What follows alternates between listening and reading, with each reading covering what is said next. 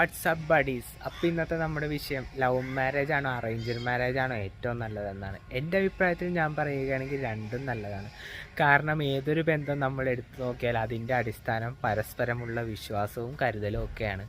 ഇന്നത്തെ തലമുറകളിൽ ഇത് വളരെയധികം കുറവായാണ് കണ്ടുവരുന്നത്. അതുകൊണ്ട് തന്നെ ഡിവോഴ്സിൻ്റെ എണ്ണം കൂടുതലാണ്.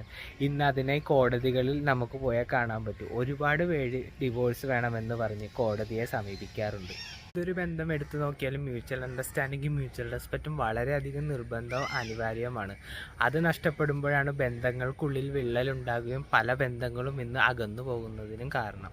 ിൽ നിന്ന് നോക്കിയാൽ ലവ് മാരേജ് തന്നെയാണ് ഏറ്റവും നല്ലത്. കാരണം ലവ് മാരേജ് ആകുമ്പോൾ പെണ്ണ് കണ്ടു കിടന്ന് സമയം പോകില്ല.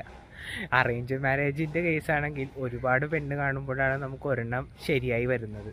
അപ്പോൾ അവസാനമായി എനിക്ക് പറയാനുള്ളത്, നിങ്ങളുടെ കുടുംബജീവിതം വിജയിക്കുമോ അഥവാ പരാജയപ്പെടുമോ എന്നത് തീരുമാനിക്കുന്നത് നിങ്ങൾ തന്നെയാണ്. കാരണം നിങ്ങൾ നിങ്ങളെ പങ്കാളിയെ എത്രത്തോളം പരിപാലിക്കുന്നു, ജീവിതത്തിൽ അവർക്ക് എത്രത്തോളം ഇമ്പോർട്ടൻസ് നൽകുന്നു എന്നതിനെ ബേസ് ചെയ്തിരിക്കും നിങ്ങളുടെ കുടുംബജീവിതം.